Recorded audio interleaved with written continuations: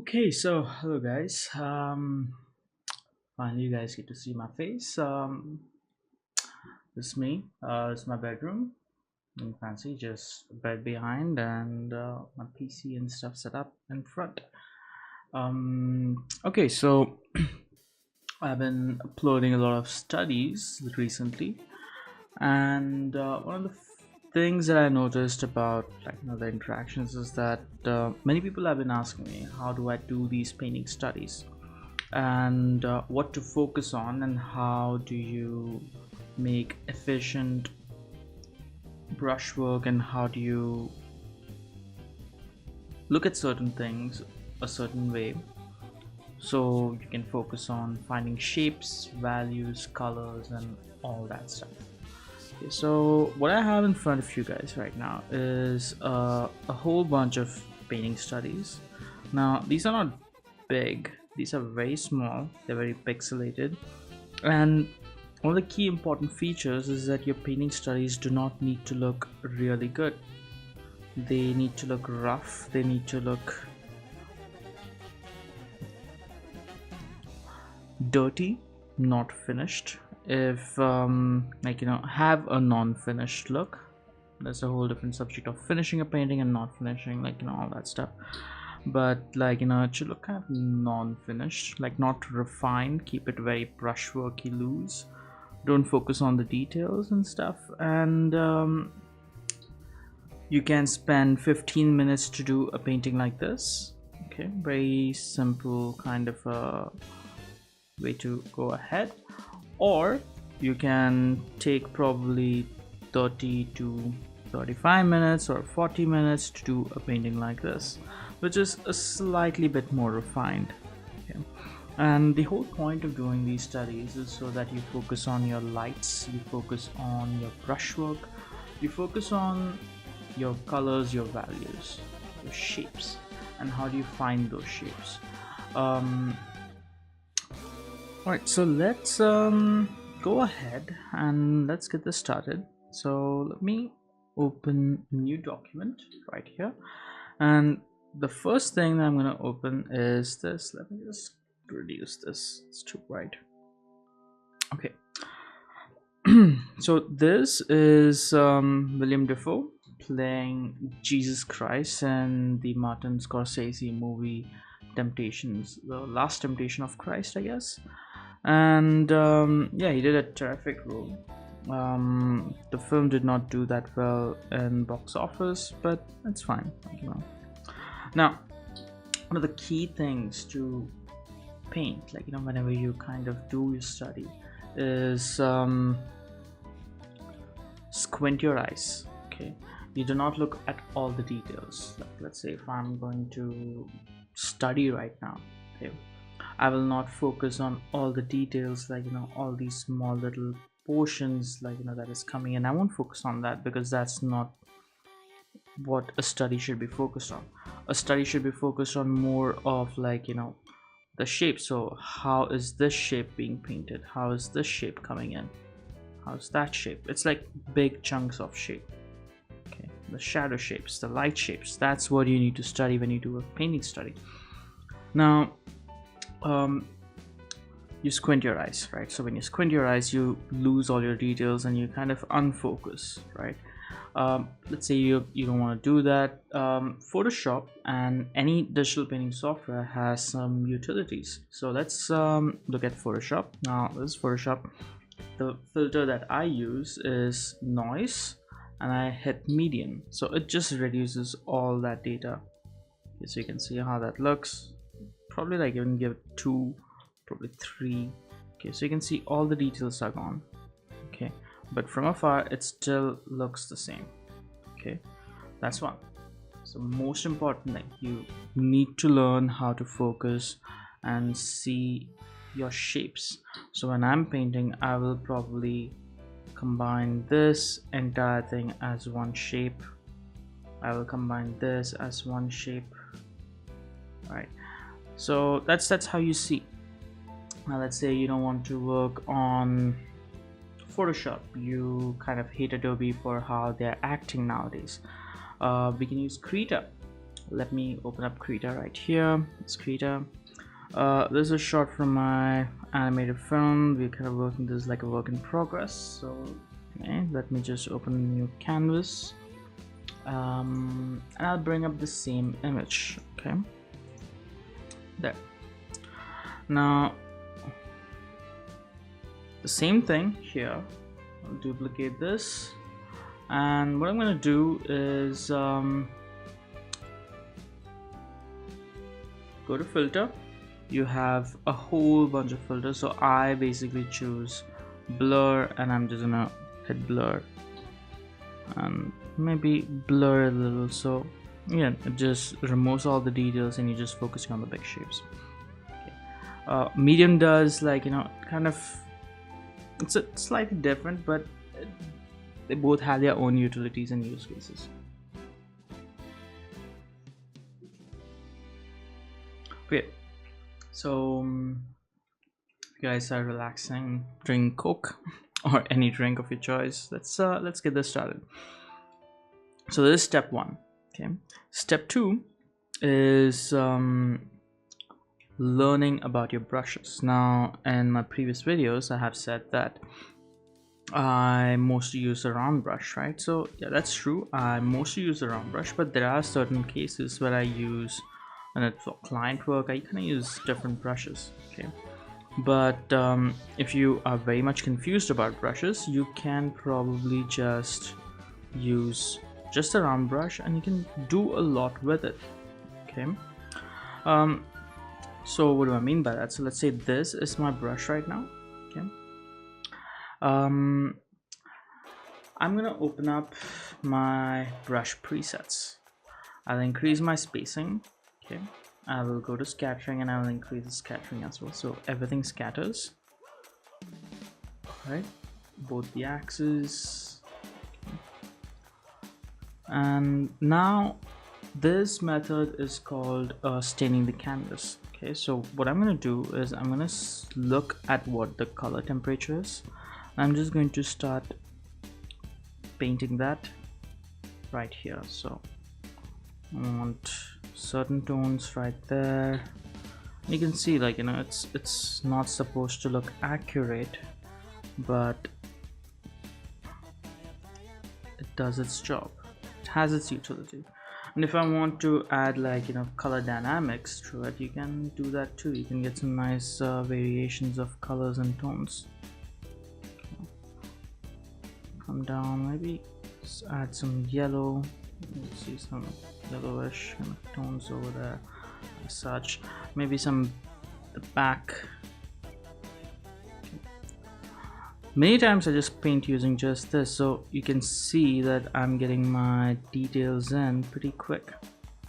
Okay, so you can paint a relatively fast image just by this process. Okay. And all I'm doing is I'm just color picking, like, you know, since there's variations added, I just do this.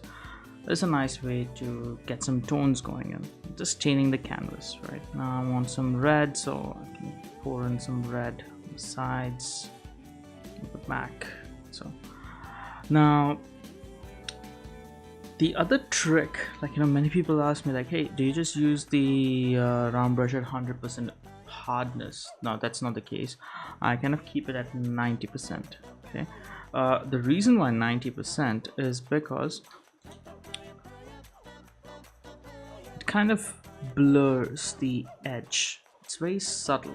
Okay, as you can see, and if this is at 100, you can see it's more hard. So with 90, 80ish kind of percent, you have, like, you know, a bit more of that variations that's happening around the edges. So when you want to color pick, you got some nice sections, and your brush does not look very artificial. That's another thing. So now let's see where the light is coming from. Now, seeing the shadows, so if you notice, the shadow is kind of coming from there, like, you know, so the light is kind of in front of him. So I'm going to paint the light coming from the bottom, so it's kind of hitting the cheeks. You can see that. And of course, like, you know, exaggerate whatever you paint, you kind of exaggerate. So I'm exaggerating this painting.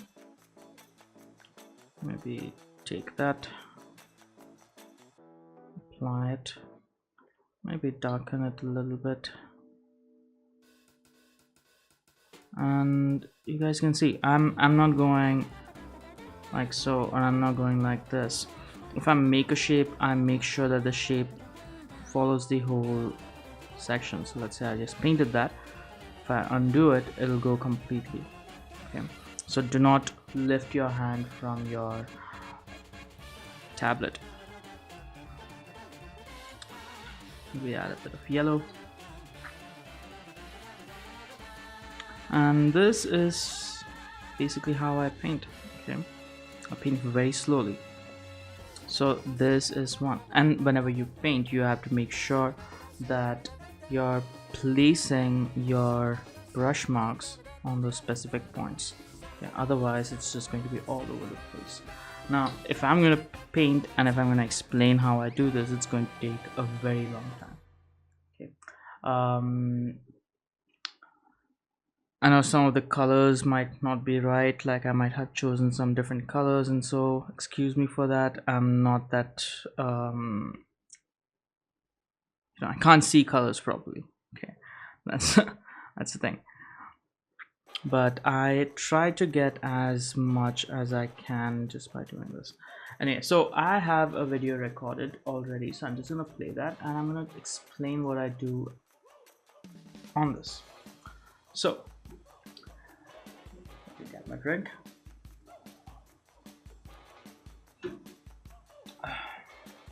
This is the same way I'm starting. Now the only difference is that over here I'm starting in with where I see the big light shapes. Okay, so if you see some areas where the light is kind of coming and hitting in, you just paint those sections in. You don't need to plot out where and how those certain parts are.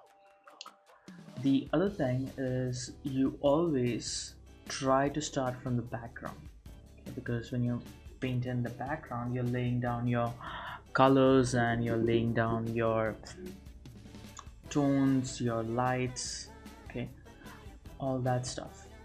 So when you have those things lined up, you don't have to worry about how the other stuff are going to be affected.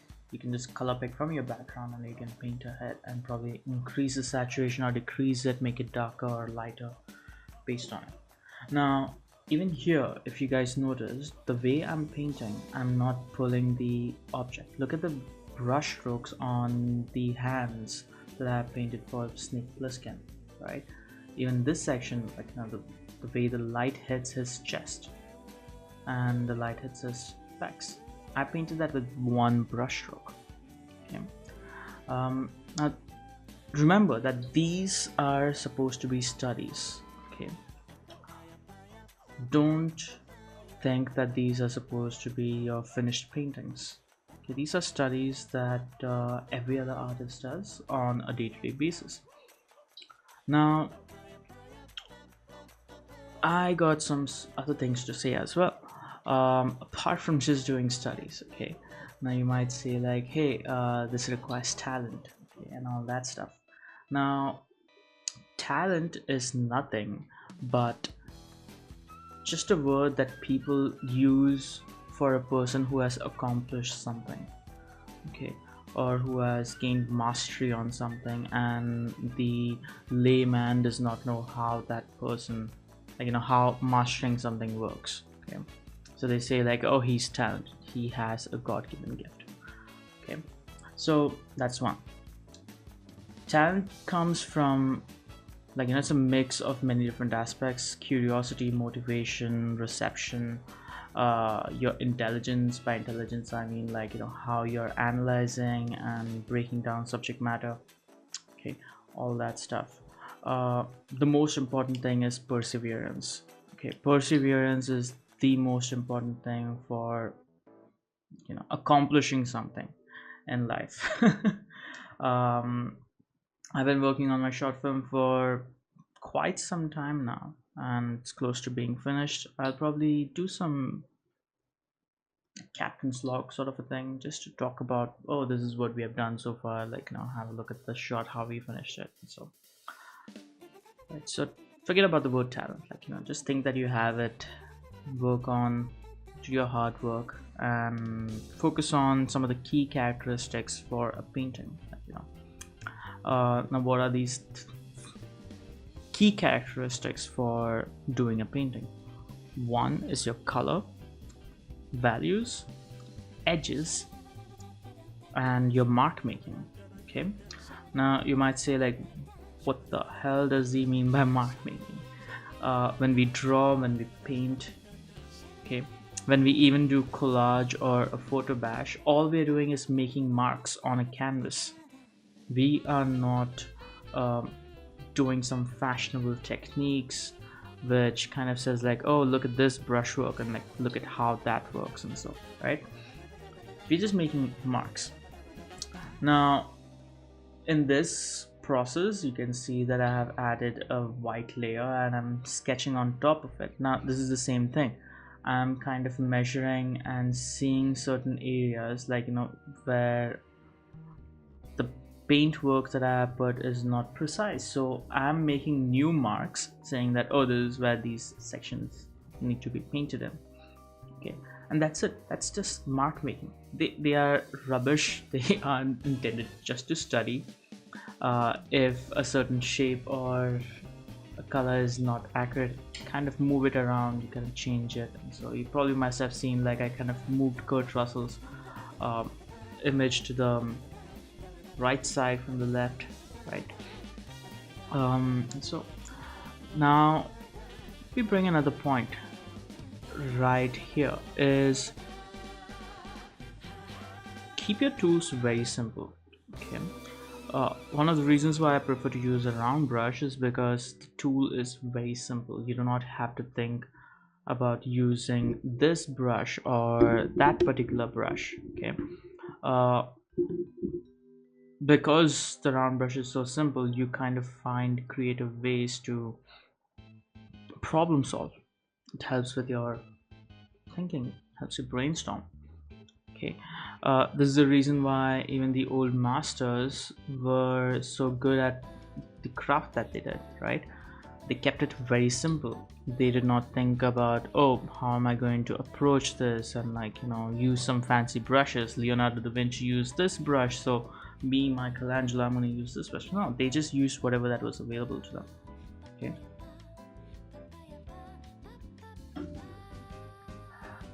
now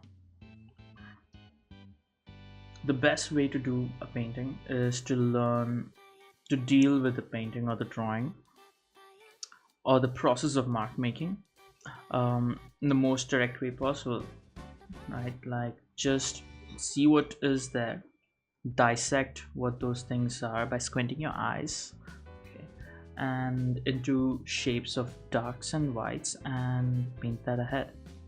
Okay, that's it. This painting that you guys are seeing me do took me probably like 30 minutes. I did this while working and talking to a colleague over a call, and it was kind of fun working together. So work together when you do studies. That's always fun. Now, I spoke about when do you call a painting study finished, right? Now I would say a painting is finished, right? Like, now when do we call it? A painting is finished when you have said what you want to say. Okay, so if I'm doing a study, I want to just study the lights and the shadows, or, like, just the lights and the color and the shadows. That's it. I don't care about the portrait, I don't care about how the face looks, none of that. Okay, I just want to focus on the light. You just focus on that. So that's what you want to say through that painting. This is a study of that, so focus on that, get that thing done. Now a painting can be very small. You can probably make that just by using some few brush strokes, or you can make the brush, like, painting with a lot of brush strokes, like, that looks like it took forever to make. For example, this, it's not a lot, but it's always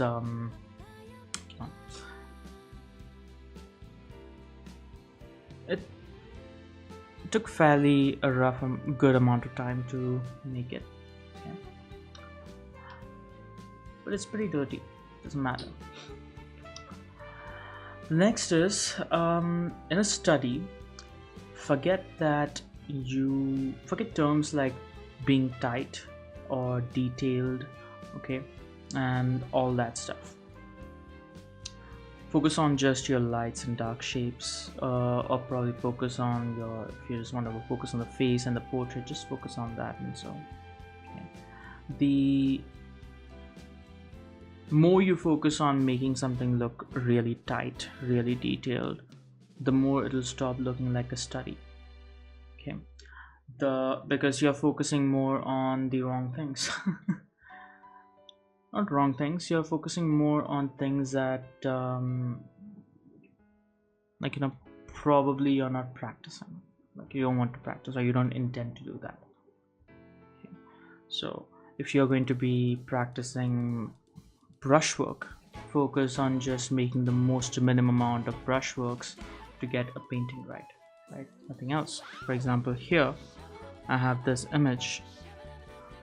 Look at the number of brush strokes it probably took for me to paint this. This was one brushwork, right? There were some brushes here. That's it. This was that, and I decided to do this with just like a hard opacity brush, right? So I just took, that's it, nothing fancy. Now this, when you focus just on this is how you look loose, okay? And don't worry about like oh, someone says that these looks bad, like it's supposed to look bad, it's a study. If it doesn't look bad, it's you're not doing a good job. All right, so this is the painting that you guys saw me demo.